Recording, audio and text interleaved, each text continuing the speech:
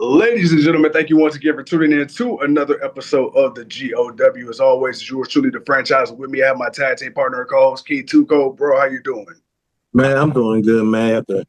Sorry for my dog barking. My wife is just coming back home. But I'm doing good, man. Today we got a special day. We got a special guest. So, hey, man, I need you to do your one, too. Absolutely. And with us today, we have former WWE Superstar and current TNA Director of Authority. We got Santino. Santino, how you doing, sir? Awesome, man. Thank you for having me. It's a beautiful day out here in Edmonton, Alberta, Canada. Absolutely, absolutely. Well, look, man, we're not going to waste your time. We got a lot to talk about and a little time to do it. So, TNA, look, TNA has been on the uptick for the last few years, honestly, man. It's definitely been a resurgence, especially coming out of COVID. We also got the announcement that Mickie James is going into the TNA Hall of Fame. We also have the beautiful people, Velvet Sky and Angelina Love. They're going into the TNA Hall of Fame. But we got to talk about the hot topic, and that's, of course, TNA last night on WWE NXT running roughshod to end the show. Santino, as a guy who obviously spent a lot of time on the other side of WWE and now being on the TNA side of things, at one point in time, TNA and WWE wouldn't even mention each other's names on TV. And now to see that we're having a working relationship for you, how's that been? And how is it seeing TNA finally getting that light on the main stage that so many people for years have wanted for a long time? Yeah, man. So there's a lot of things there.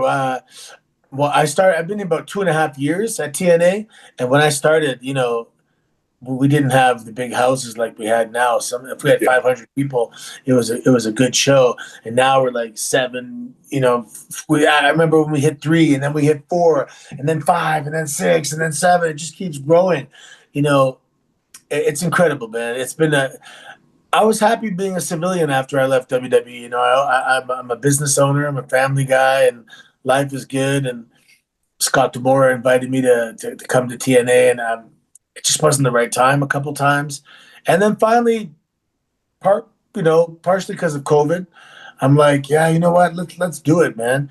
And within a few months, man, I fell back in love again with just wrestling and producing and television and traveling and being in a locker room and just, making people laugh, making people cheer, and providing those special moments that pro wrestling does. But TNA is awesome at it.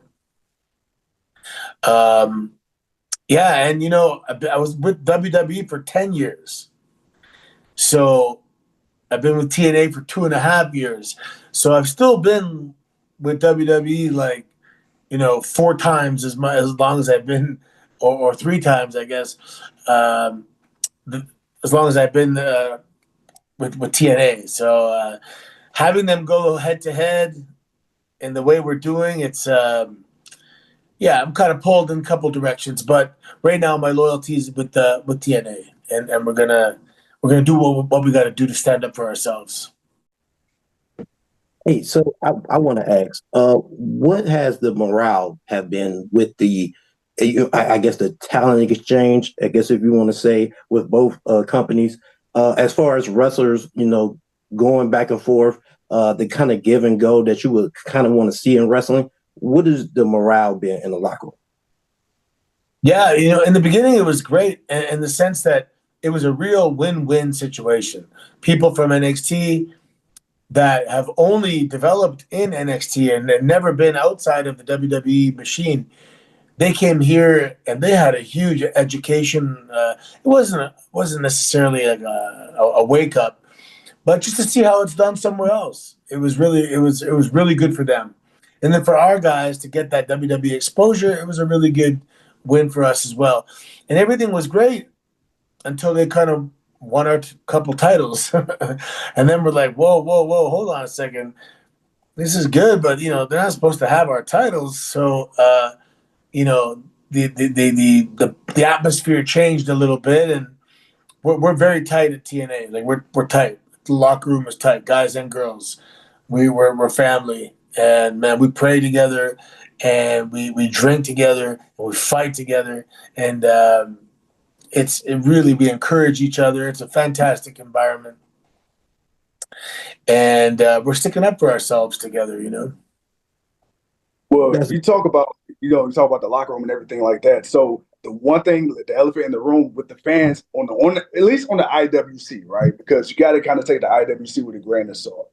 Everybody kind of felt, for the longest time that TNA was kind of getting the shorter end of the stick when it came to the talent swap and the talent exchange. Like you said, NXT getting the titles on the men's side and the women's side. Recently, we had Ash by Elegance reclaiming her title, bringing it back home to the TNA team.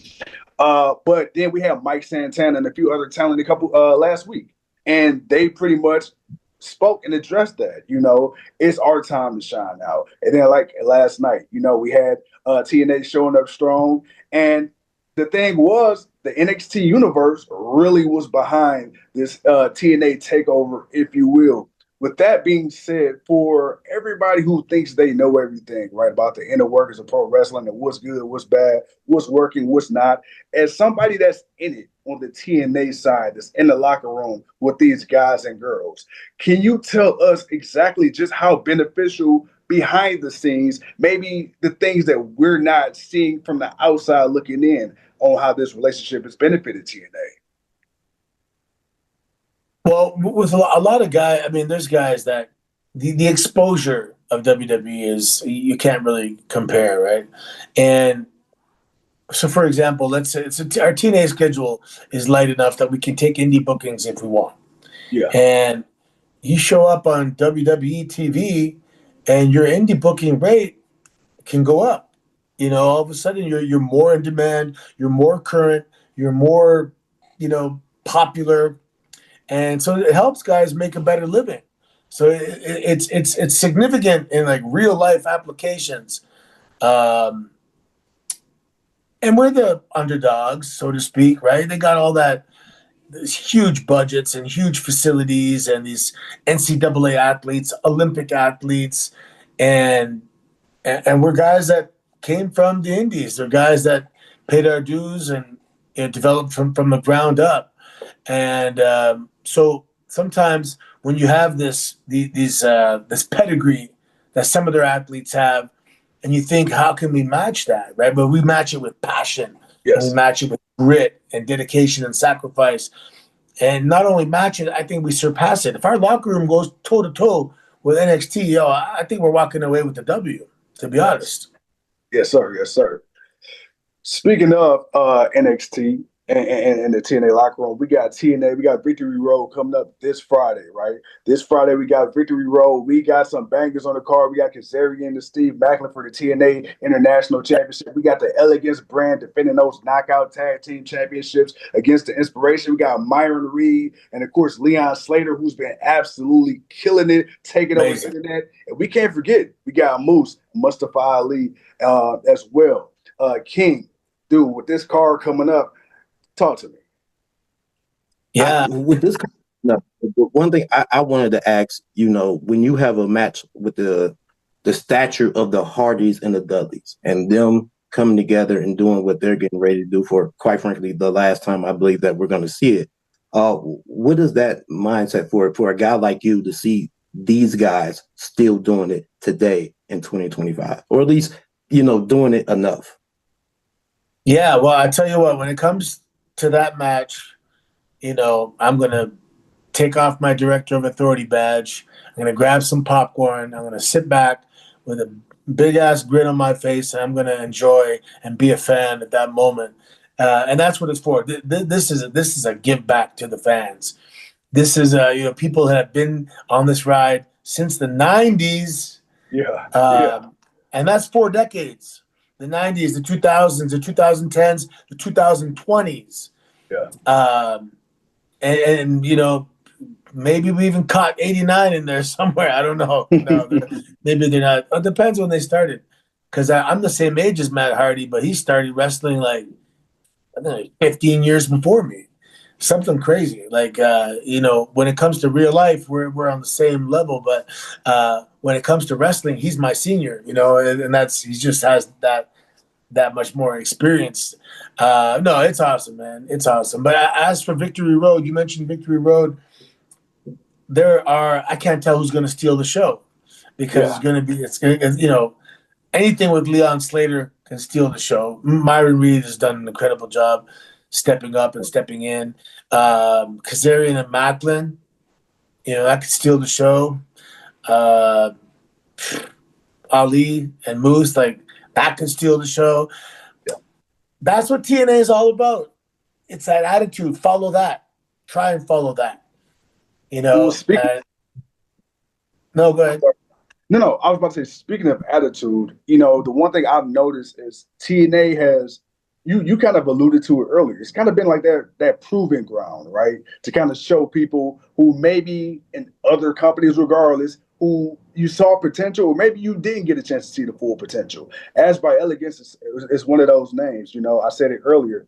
When she was with the other company, I feel like she wasn't really ready. And now you see her in TNA, she's a mainstay, world champion. Mara Sade, who's coming, you said the Hardys. They've been doing this thing for 4 decades. And we talk about, seniors and seniority. How impressive has somebody as young and as rapidly rising as Amara Sade coming into the company, aligning herself with the likes and legends of the Hardys. Can you explain, like you said, for somebody that's been doing this for as long as you have, the importance of having that mentorship of men and women who've done this for so long, and then taking younger talent and molding them and helping them along the way as well? Yeah, that is actually one of the biggest things in pro wrestling. And even when I coach my students, some of my senior students, the final piece of their education is to help give back to younger students, to green students. And if you can have a good match with somebody who's really green, that's the final piece of the puzzle. That's the final chapter in the education, so to speak. So, and that's the way it was in the past. Historically, it was older guys teaching young guys. There wasn't really schools like we have today. And I love it. When I see guys, I'm 51 years old. I'm going to dinner with Leon Slater. He's 20 years old. You know what I mean? We come from different worlds. But, we share the love of professional wrestling, and he's an exceptional talent. I'm a huge fan of his.